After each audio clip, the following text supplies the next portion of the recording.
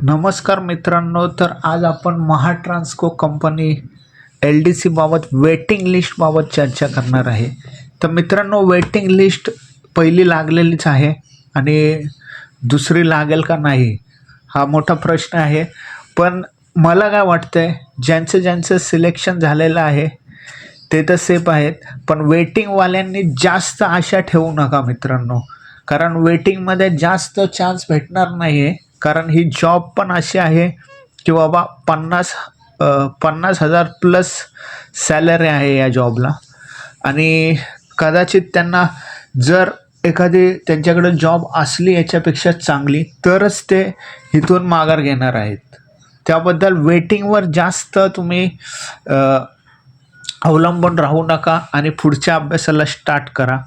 ज्यांचे 1-1, 2-2 मार्कासाठी राहिला असेल त्यांनी जास्त म्हणजे त्याच्यावर होप ठेवू नका वेटिंग लिस्टवर. कारण वेटिंग लिस्टमध्ये पहिले 2-3 पोरं म्हणजे 2-3 मुलांना चान्स भेटू शकतो, सगळ्यांना चान्स भेटणार नाही. कारण ज्यांचा कट ऑफ एकदम असा आता 106चा ओपन आहे आणि 100 किंवा 101 पडले तर ते आशा लावून बसतात. पण त्यांनी माझ्या मते तर आशा होप ठेवू नका. कारण ही जॉब अतिशय सिक्युअर तर आहेच आणि 50,000 प्लस सॅलरी आहे. त्याबद्दल कदाचितच कोणी माघार घेईल या जॉबपासून. आणि उलटा महावितरणमध्ये जी भरती झालेली आहे जे म्हणजे ज्युनियर असिस्टंट अकाउंटंट ते पण यामध्ये सिलेक्ट झाले असतील तर ते माझ्या मते महावितरण एक वेळ क्विट करतील आणि महाट्रान्सकोमध्ये येतील. कारण तिथं 3 इयर्सचा कॉन्ट्रॅक्ट पिरियड आहे.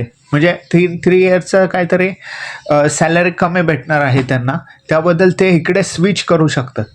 त्याबद्दल महावितरणमध्ये एक वेळ चान्स होऊ शकतो त्यांना. म्हणजे महावितरणची वेटिंग लिस्ट लागू शकते. म्हणजे महावितरणमध्ये जे वेटिंग लिस्टमध्ये आहेत त्यांना चान्स भेटू शकतो. पण इथे मला नाही वाटत जास्त चान्स भेटेल. त्याबद्दल जास्त याच्याबद्दल चर्चा पण करू नका. आणि ज्यांना कमी म्हणजे 1-2-3-4 मार्क कमी भेटले असतील त्यांनी दुसऱ्या अभ्यासाला लागा, दुसऱ्या एक्झामवर फोकस करा. आणि तेच तुम्ही हे करू नका की बाबा 2 मार्क राहिले, 3 मार्क राहिले. त्याचा विचार करून काहीसुद्धा होणार नाही आहे.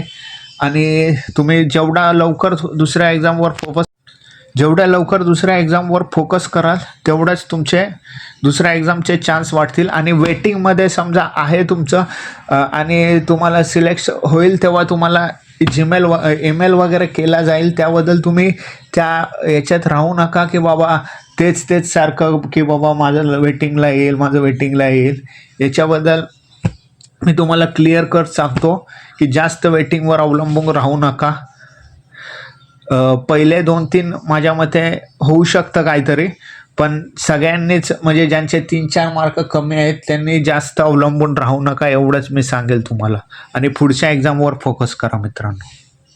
धन्यवाद.